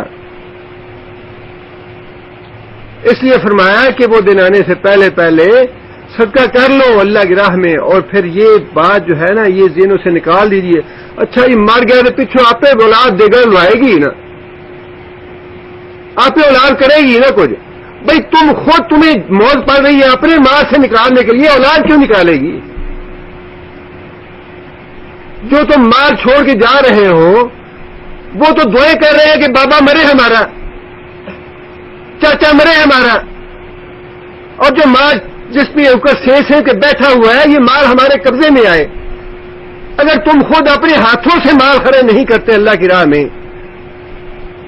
خود تمہیں موت پڑتی ہے مال خرچ کرتے ہوئے اللہ کی راہ میں، خود تمہاری جان نکلتی ہے، تو تمہاری اولاد کیوں کرے؟ اولاد تو دکھانے کے لیے 2 دیگیں اتار دے گی تمہارے مرنے کے بعد، بڑا کھانا پکا دے گی تمہارے لیے، چند روز بیچتے کر دے گی، رسمیں کل کر دے گی، 40واں کر دے گی، 10واں کر دے گی. اس کے بعد تمہاری قبر بھی یاد نہیں ہوگی تمہاری اولاد کو. جسے خرچ کرنا ہے اللہ کے لیے وہ اپنے ہاتھوں کرے، اس مال کو اپنی اولاد کے ہاتھوں میں نہ دے کے جائیں. اولاد کے نصیب میں جو کچھ لکھا ہے وہ اللہ خود دے گا انہیں. عمر بن عبدالعزیز کو خلیفہ راشد لوگ ایسے نہیں کہتے. عمر بن عبدالعزیز جو تھے اگر انہوں نے اپنے خاندان کے ساتھ انصاف کیا، اپنی امت کے ساتھ انصاف کیا، تو اللہ تعالیٰ نے انہیں توفیق یہ دی اس نیک عمل کے نتیجے میں. جب فوت ہونے لگے تو لوگوں نے یہ بات کہی کہ امیر المومنین آپ نے اپنے پیچھے تو کوئی جاگیریں نہیں چھوڑی، جاگیریں تو اپنے خاندان والوں کی بھی آپ نے ختم کر دی. آپ کی اپنی بیوی کا ایک ہار تھا وہ بھی آپ نے بیت المال میں جمع کرا دیا، جو اس کے باپ نے دیا تھا وہ بھی آپ نے نہیں چھوڑا. اب آپ دنیا سے جا رہے ہیں، اپنی اولاد کے لیے کچھ تو لکھ کے جائیں. اس کو وزیر بنا لینا، اس کو گورنری دے دینا، اس کو نوکری دے دینا، اس کے نام کوئی جاگیر لگا جائیں، کوئی دکان لگا جائیں، کوئی فیکٹری لگا جائے اس کے نام کی.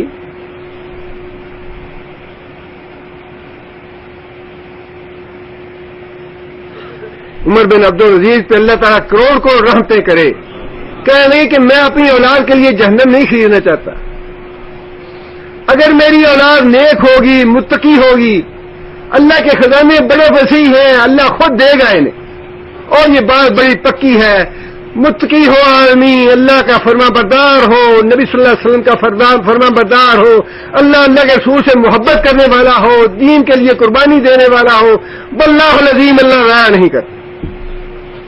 یہ بات غلط ہے کہ اللہ ضائع کرے، یہ عمر بن عبدالعزیز کی بات ہے، کسی ایرے گہرے کی بات نہیں ہے.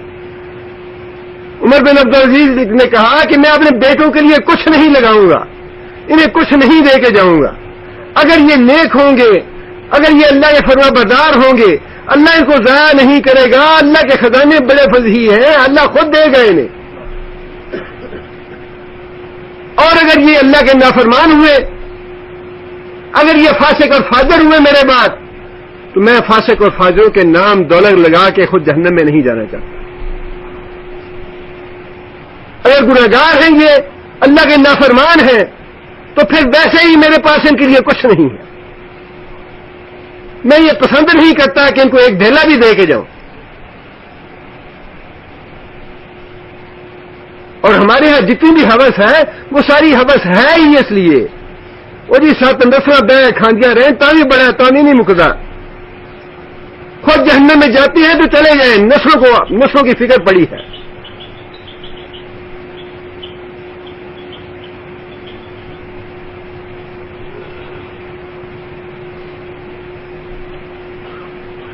اللہ تعالیٰ توفیق دے ہمیں بھی.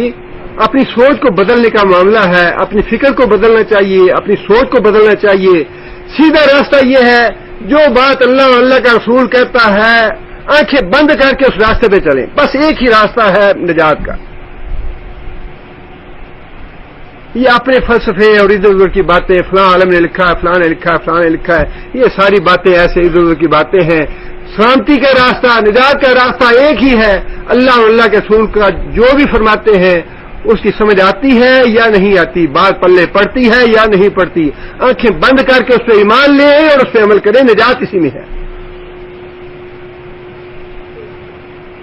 اور یہ مہینہ جو ہے یہ تو خاص طور پہ صدقہ اور خیرات کا خاص مہینہ ہے.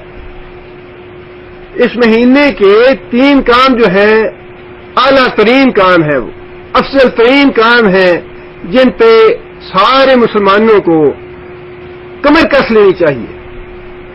قرآن مجید کی تلاوت اور نوافل اور صدقہ. یہ 3 عمل ایسے ہیں کہ جتنا زیادہ سے زیادہ ہو سکے کریں. اخباروں کو چھوڑیں، رسالوں کو چھوڑیں، ٹی وی کو چھوڑیں، انٹرنیٹ کو چھوڑیں. یہ سارے فتنے ہیں، گمراہی کے فتنے ہیں، وقت ضائع کرنے کے فتنے ہیں. اور یہ مہینہ وقت ضائع کرنے والا مہینہ نہیں ہے. اس کا ایک لمحہ جو ہے یہ سونے سے تولیں گے تب بھی یہ نہیں ملے گا. اور یہ تو بڑا اللہ کا احسان ہے کہ اللہ تعالیٰ نے پچھلے رمضان کے بعد دوبارہ یہ رمضان نصیب کر دیا ہمیں. یہ تو اللہ کا احسان ہے ہم پہ. ذکر اذکار کرتے رہیں، دعائیں مانگتے رہیں، اللہ سے پناہ طلب کریں، اللہ سے حفاظت طلب کریں، اللہ کے آگے روئیں اور اللہ کے آگے گر گڑائیں. یہ مہینہ ہی اپنے گناہ معاف کروانے کا ہے. اللہ کے رسول نے فرمایا کہ جو آدمی اس مہینے میں اپنے گناہ معاف نہ کرا سکے اللہ سے، اللہ وہ آدمی ذلیل اور رسوا ہو. اور جبرائیل نے جواب میں کہا آمین یا رسول اللہ. ہاں اللہ قبول کرے آپ کی دعا کو. جو آدمی اس مہینے میں بھی اپنے گناہ معاف نہیں کراتا اللہ سے گناہ معاف کر، اللہ بڑا رحیم ہے، بڑا غفور ہے. سچی بات ہے. لیکن یہ اللہ تعالیٰ کا غفور اور رحیم ہونا اسی دنیا کے لیے ہے. آخرت میں اللہ کے قانون بڑے 2 ٹوک ہوں گے. اس دنیا میں اللہ غفور اور رحیم ہے اور بڑا غفور رحیم ہے. قیامت میں اللہ تعالیٰ فرشتوں سے کہیں گے جہنم واجب ہو جائے گی ایک آدمی پہ. اللہ پوچھیں گے کہ اس آدمی کو دیکھو کبھی میرے خوف سے اس کی ایک آنکھ سے ایک آنسو نکلا تھا؟ ساری زندگی میں 50 سال 60 سال 70 سال کی زندگی میں کبھی میرے ڈر سے میرے خوف سے اس کی آنکھ سے ایک آنسو نکلا تھا؟ اگر ایک آنسو بھی نکلا ہے میرے ڈر سے تو اس کو بھی معاف کر. اتنا غفور رحیم ہے اللہ کی ذات. ٹھیک ہے ہمیں اپنی ڈیوٹی کرنی ہے، اپنا کام کرنا ہے، اپنی تجارت کرنی ہے، اپنے فرائض دنیا کے ادا کرنے ہیں، لیکن تھوڑی سی رد و بدل تو اس میں کرنا چاہیے نا. رمضان 11 مہینے کے بعد آتا ہے اور بڑی فضیلت کا مہینہ ہے. فرمایا کہ جنت کے دروازے کھول دیے جاتے ہیں، جہنم کے دروازے بند کر دیے جاتے ہیں، شیطانوں کو جکڑ دیا جاتا ہے. اور فرمایا کہ اجر ثواب اللہ اتنا بڑھا دیتے ہیں کہ عام دنوں میں 10 سے لے کر 700 گنا تک اللہ تعالیٰ ثواب دیتے ہیں. 10 سے لے کر 700 گنا تک. اور فرمایا کہ رمضان میں اللہ تعالیٰ نے یہ قید ختم کر دی ہے 700 والی. رمضان میں اللہ تعالیٰ اتنا ثواب دیتے ہیں جن کا تم فہم گمان نہیں کر سکتے. یہ روزہ میرے لیے ہے اور اس کا اجر میں ہی جانتا ہوں کتنا دوں گا میں تمہیں. اتنا ہے اجر اس کا. ہم لوگ پاکستان سے یا ہندوستان سے یا بنگلہ دیش سے یہاں کیوں بیٹھے ہیں آگے؟ اپنے گھر بار چھوڑے کیوں آئے ہیں؟ 22 گنا یا 23 گنا زیادہ ملتا ہے، صرف اس لیے کہ 1000 کما لیں تو فوراً گنتے ہیں اچھا 23,000 ہو گیا ہمارے. 22-23 گنا کے لیے تو ہم نے اتنی جان ماری کی ہے، اپنے گھر بار بیچ کے ویزا لیتے ہیں کہ سعودی عرب چلتے ہیں، وہاں 23 گنا زیادہ ملے گا، اور کتنے دھوکے بھی ہو جاتے ہیں، نقصان بھی اٹھاتے ہیں، اس میں تکلیفیں اور مصیبتیں بھی برداشت کرتے ہیں، قرض بھی اٹھاتے ہیں، لیکن یہ دونوں مسلسل سوار رہتے ہیں سعودی عرب چلتے ہیں 22 گنا زیادہ ملے گا. اور اس مہینے میں تو اللہ فرماتے ہیں کہ 700 سے زیادہ گنے، 700 گنا سے بھی زیادہ میں دوں گا. کیا واقعی وہ تڑپ ہمارے اندر رمضان میں پیدا ہوتی ہے جو پاکستان سے آنے کے لیے ہے، یا ہندوستان سے آنے کے لیے جو ہمیں تڑپ اور جذبہ پیدا ہوتا ہے، یا جتنی محنت اور مشقت کرتے ہیں، کیا رمضان کے مہینے میں وہ مشقت اور محنت کرتے ہیں واقعی ہم کہ اس مہینے میں ایک نیکی کریں گے تو اس کا 700 سے بھی زیادہ گنے ثواب ملے گا. انسان اللہ کے، اور یہاں واللہ ایسا ماحول ہے کہ رات کو آپ تراویح کے لیے جاتے ہیں اور اللہ تعالیٰ جزائے خیر دے ائمہ کرام کو، اور حرم شریف کے اماموں کی تو کوئی بات ہی نہیں ہے. اللہ تعالیٰ کروڑ کروڑ رحمتیں کرے ان ائمہ کرام پہ. تلاوت اس طرح کرتے ہیں کہ پتھر سے پتھر دل جو ہے وہ بھی موم ہو جاتا ہے، اور ان کے اپنے آنسو بھی جاری ہو جاتے ہیں، پڑھنے والوں کے بھی آنسو جاری ہو جاتے ہیں.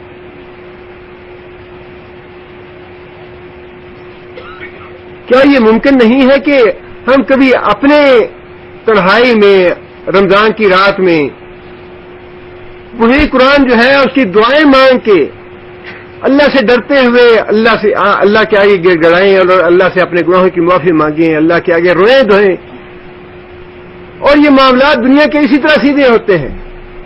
یہ جو ہماری بیماریاں، تکلیفیں، پریشانیاں، مصیبتیں، بچوں کے معاملات، بچوں کی نافرمانیاں، بیوی کے معاملات، بیوی سے لڑائیاں جھگڑے، یہ وہ ساری چیزیں، انہیں سیدھا کرنے کا راستہ ایک ہی ہے کہ اللہ سے معافی مانگیں، اللہ کے آگے روئیں اور گڑ گڑائیں، اللہ کو راضی کریں. اللہ راضی ہو جائے گا تو سارے معاملے سیدھے ہو جائیں گے. اور یہ مہینہ تو اللہ نے رکھا ہی اسی لیے ہے. اللہ بڑے غفور رحیم ہے. اللہ تو آگے پیچھے بھی فرمایا کہ تم وضو کرتے ہو، ہاتھوں کے گناہ معاف کرتا ہوں، آنکھوں کے گناہ معاف کرتا ہوں، کانوں کے معاف کرتا ہوں، منہ کے گناہ معاف کرتا ہوں، پاؤں کے گناہ معاف کرتا ہوں، ایک نماز سے دوسری نماز تک کے گناہ معاف کرتا ہوں، جمعے سے جمعے تک کے گناہ معاف کرتا ہوں، رمضان سے رمضان کے گناہ معاف کرتا ہوں. اللہ کے ہاں تو معافی ہی معافی ہے. اللہ رسول نے فرمایا پکڑ تو اس کے لیے ہے. نبی صلی اللہ علیہ وسلم ایک سفر پہ جا رہے تھے اور نبی صلی اللہ علیہ وسلم نے ایک عورت کو دیکھا کہ ایک آدمی نبی صلی اللہ علیہ وسلم کی خدمت میں حاضر ہوا اور عورت تھی. اس نے کہا یا رسول اللہ آپ اللہ کے رسول ہیں؟ نبی صلی اللہ علیہ وسلم نے فرمایا کہ ہاں میں اللہ کا رسول ہوں. وہ عورت کہنے لگی یا رسول اللہ یہ میرا بچہ ہے، اور جب میں روٹیاں لگاتی ہوں یا آگ کے آگے چولہے کے آگے بیٹھتی ہوں مجھے تو اپنے بچے سے اتنی محبت ہے کہ آگ کے سامنے بیٹھتے ہوئے میں اپنے بچے کو الگ کر دیتی ہوں، پھر میں چولہے کے سامنے بیٹھتی ہوں یا روٹیاں پکاتی ہوں. اور آپ یہ فرماتے ہیں کہ اللہ اپنے بندوں کو جہنم میں آگ میں ڈال دے گا. نبی صلی اللہ علیہ وسلم اس کا سوال سن کے نبی صلی اللہ علیہ وسلم کی آنکھوں سے آنسو جاری ہو گیا کہ اس عورت نے کیسا سوال کیا ہے کہ ایک ماں جو ہے وہ تو برداشت نہیں کرتی کہ بچے کو آگ کی لو بھی لگے، آگ کی تپش بھی لگے، اور اللہ جو رحمان اور رحیم ہے کیا وہ یہ گوارا کر لے گا کہ اپنے بندوں کو آگ میں ڈال دے؟ اللہ کے رسول صلی اللہ علیہ وسلم نے فرمایا کہ تمہاری بات واقعی سچی ہے، اللہ تعالیٰ صرف ان لوگوں کو آگ میں ڈالے گا جو اللہ کے مقابلے میں بڑے سرکش ہیں اور اس بات کا اقرار نہیں کرتے لا الہ الا اللہ. جو لا الہ الا اللہ سے انکار کرتے ہیں، اللہ کے سخت باغی ہیں، اللہ کے سخت سرکش ہیں، اللہ ان کو جہنم میں ڈالے. یہ رمضان کا مہینہ ہے، اس سے پورا فائدہ اٹھانا چاہیے، خود بھی کمر کسنی چاہیے اس مہینے سے فائدہ اٹھانے کے لیے، اور گھروں کا ماحول بنانا بڑا ضروری ہے. یہ واجب ہے سارے مردوں پہ، باپوں پہ واجب ہے، یہ بڑا سخت مواخذہ ہوگا اس بات کے لیے. بیٹا گمراہ ہو گیا، بیٹی گمراہ ہو گئی، بیوی غلط راستے پہ چلی گئی، ان کا مواخذہ گھر کے مرد سے ہوگا. یہ گندی چیزیں گھروں سے نکالنے، اخبار اور خبریں اور ٹی وی وغیرہ جو ہے چھوڑ دینے 1 مہینے کے لیے، نہ پڑھے کتنا نقصان ہو جائے گا. ہمارے اخبار نہ پڑھنے سے، قرآن نہ پڑھنے سے نقصان ہوگا، دعائیں نہ مانگنے سے پڑھنے سے نقصان ہوگا، نوافل نہ پڑھنے سے نقصان ہوگا، اللہ سے توبہ نہ کرنے میں نقصان ہوگا. خبریں پڑھنے سے، رسالے پڑھنے سے، ٹی وی دیکھنے سے قطعاً کوئی نقصان نہیں ہوگا. اللہ ہدایت دے مجھے بھی اور آپ کو بھی، اور نیک عمل کرنے کی توفیق عطا فرمائے. سبحان ربک رب العزت عما یصفون وسلام علی المرسلین والحمد للہ رب العالمین.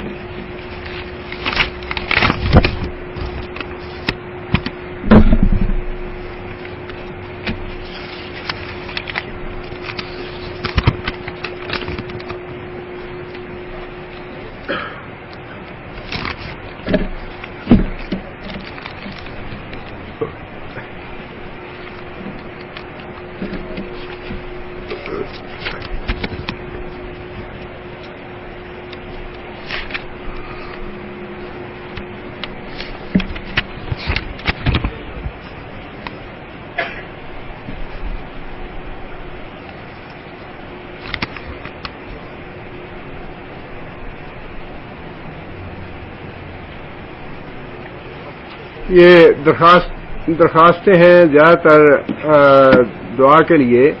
ایک بھائی نے لکھا ہے کہ ان کی کمپنی ریڈ لسٹ میں ہونے کی وجہ سے کفیل نے انہیں اپنی کفالت چینج کرنے کے لیے کہا ہے. انہوں نے دعا کی درخواست کی ہے کہ دعا فرمائے اللہ تعالیٰ میرے معاملات سہل اور آسان فرمائے، اللہ تعالیٰ ان کی پریشانی دور کرے اور اللہ تعالیٰ ان کے لیے سہل اور آسان فرمائے ان کا معاملہ. 2011 کی زکوٰۃ ماہ رمضان میں فرض ہو گئی ہے، کیا یہ زکوٰۃ یہ سال کسی دیکھیے زکوٰۃ جو ہے اس کو پیشگی ادا کرنا جائز ہے، زکوٰۃ کو مؤخر کرنا یہ جائز نہیں ہے. مثال کے طور پہ اس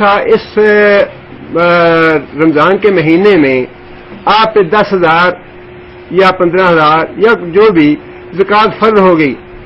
اب اس زکوٰۃ کو آپ آنے والے سال میں اگر قسطوں میں ادا کرنا چاہیں، اچھا جب کسی کو ضرورت ہوگی میں دوں گا، یہ درست نہیں ہے، یہ غلط ہے.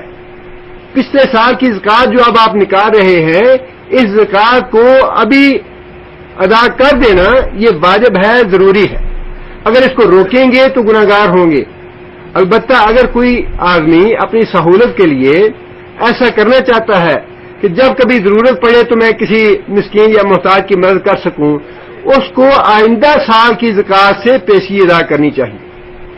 اگلے سال کی زکوٰۃ سے وہ زکوٰۃ ادا کرتا رہے اور جب رمضان کا مہینہ آئے تو جتنی اس کی زکوٰۃ بنتی ہے اس سے وہ زکوٰۃ منہا کر دے، باقی زکوٰۃ ادا کر لے. وہ طریقہ جائز ہے لیکن یہ طریقہ درست نہیں ہے.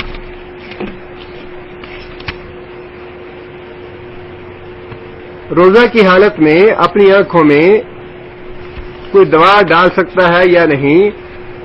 آنکھوں میں دوا ڈالنی ہو، ناک میں دوا ڈالنی ہو، یا مسواک کرنی ہو، یا ٹوتھ پیسٹ کرنا ہو، ان سب کا اصول ایک ہی ہے، وہ یہ ہے کہ اس کا ذائقہ حلق میں نہیں پہنچنا چاہیے. اگر دوا ڈالنے سے ذائقہ حلق میں چلا جائے تو نقصان ہے. ناک میں ڈالیں یا آنکھ میں ڈالیں یا ٹوتھ پیسٹ کریں، اگر آپ کو اتنا کنٹرول ہے کہ اس کا ذائقہ حلق تک نہیں جانے دیں گے تو پھر کرنے میں کوئی حرج نہیں. لیکن اگر آپ ذائقہ چلا جاتا ہے حلق میں تو پھر نہ کریں.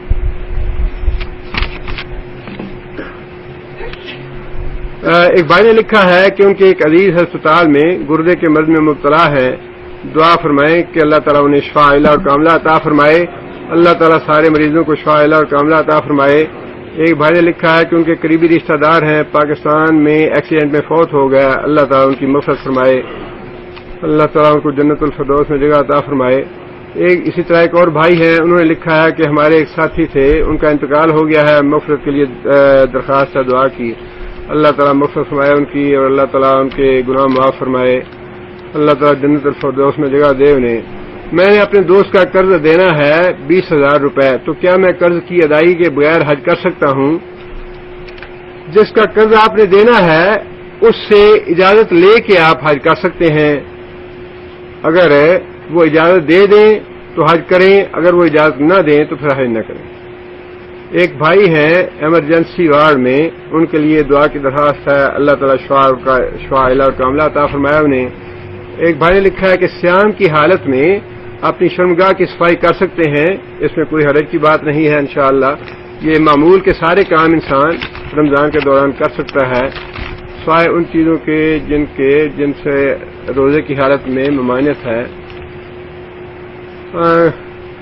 کسی کو برے نام سے پکارنا یا گالی دینا یہ تو سخت برا ہے، اور قرآن مجید میں یہ منع کیا گیا ہے کہ کسی بھی آدمی کو کسی کے نک نیم سے، جسے ہم نک نیم کہتے ہیں، جو ایسے ہی پڑ جاتا ہے، جو کسی کو ناگوار گزرتا ہو، یہ بہت بری بات ہے ایمان لانے کے بعد۔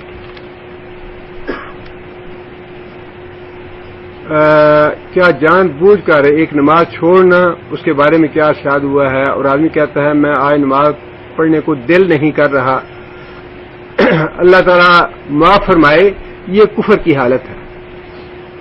جان بوجھ کے نماز چھوڑنا اور پھر زبان سے یہ کلمے کہنے کہ میرا نماز پڑھنے کو دل نہیں چاہ رہا، یہ کفر کی حالت ہے۔ اس سے پناہ مانگنی چاہیے اور توبہ کرنی چاہیے، اپنے ایمان کی تجدید کرنی چاہیے۔ ایمان کے بارے میں رسول اللہ صلی اللہ علیہ وسلم کی واضح حدیث ہے کہ بندے اور کفر کے درمیان یا بندے اور شرک کے درمیان فرق کرنے والی چیز نماز ہے۔ جھوٹ بولنے والے کی سزا کیا ہے؟ کبیرہ گناہ ہے جھوٹ بولنا، اور سزا کے بارے میں تو اللہ تعالیٰ بہتر جانتے ہیں۔ بعض چیزیں نبی صلی اللہ علیہ وسلم نے جہنم کا معائنہ کرنے کے بعد بتائی ہیں، ان میں سے ایک یہ ہے جو آدمی جھوٹی خبر پھیلاتا ہے۔ نبی صلی اللہ علیہ وسلم نے جہنم میں فرشتے کو دیکھا، ایک آدمی کا یہاں جبڑے سے لے کر گدی تک پوری جگہ چیر رہا ہے چھری کے ساتھ۔ جب وہ چیر لیتا ہے تو پھر وہ دوسری طرف چیرتا ہے، پہلی سالم ہو جاتی ہے اور وہ پھر دوبارہ اس کو چیرتا ہے، اتنے پہلے والی سالم ہو جاتی ہے، پھر وہ اس کو چیرتا ہے۔ تو جبرائیل نے بتایا کہ یہ وہ آدمی ہے جو جھوٹی خبریں پھیلاتا تھا، بڑی سخت سزا ہے اس کی۔ اسی طرح غیبت جو ہے اس کے بارے میں فرمایا کہ میں نے دیکھا کہ بعض لوگوں کے ناخن تانبے کے بنے ہوئے ہیں اور وہ اپنے چہرے کو چھیل رہے ہیں اپنے ناخنوں کے ساتھ، اور فرمایا کہ یہ آدمی وہ ہے جو دوسروں کی غیبت کرتا ہے۔ ٹی وی پر گانے سننا، گندی فلم دیکھنا، ساری چیزیں ناجائز ہیں اور سخت گناہ ہے۔ اور یہ بات بھی یاد رکھیں کہ جس طرح رمضان کے مہینے میں نیک عمل کا ثواب زیادہ ہے، اسی طرح گناہ کا، برے کام کا گناہ بھی زیادہ ہے، جرم کا گناہ بھی زیادہ ہے۔ اور نبی صلی اللہ علیہ وسلم نے یہ جھوٹ کے بارے میں یہ بات ارشاد فرمائی کہ لیس للہ حاجۃ ان یدع طعامہ و شرابہ، اللہ تعالیٰ کو اس بات کی ضرورت نہیں ہے کہ کوئی آدمی اپنا کھانا پینا چھوڑے۔ من لم یدع قول الزور والعمل بہ، جس آدمی نے جھوٹ پہ عمل کرنا یا جھوٹ بولنا نہ چھوڑا، اللہ کو قطر حاجت نہیں اس بات کی کہ وہ اپنا کھانا پینا چھوڑ دے۔ روزہ نام ہی اس بات کا ہے کہ انسان جھوٹ سے بچے، غیبت سے بچے، گالی گلوچ سے بچے۔ کیا فجر کی نماز میں قرآن لازمی پڑھنا چاہیے؟ جو طریقہ نبی صلی اللہ علیہ وسلم نے بتایا ہے اس پہ عمل کرنا چاہیے۔ فجر کی نماز ہو یا دوسری نمازیں ہیں ان جن میں جہری تلاوت ہے ان میں قرآن مجید کی تلاوت کرنی چاہیے۔ حضرت محمد صلی اللہ علیہ وسلم پر جو درود بھیجتے ہیں وہ کتنی قسم کے ہیں؟ مختلف الفاظ ہیں جو ثابت ہیں نبی صلی اللہ علیہ وسلم سے، شاید یہ 10-11 ہیں، ان میں سے افضل جو ہے وہ درود ابراہیمی ہے جو ہم نماز میں پڑھتے ہیں۔ باقی اگر کوئی صاحب تفصیل کے ساتھ دیکھنا چاہتے ہیں تو درود کے مسائل جو کتاب ہے اس میں انشاءاللہ آپ کو مل جائیں گے۔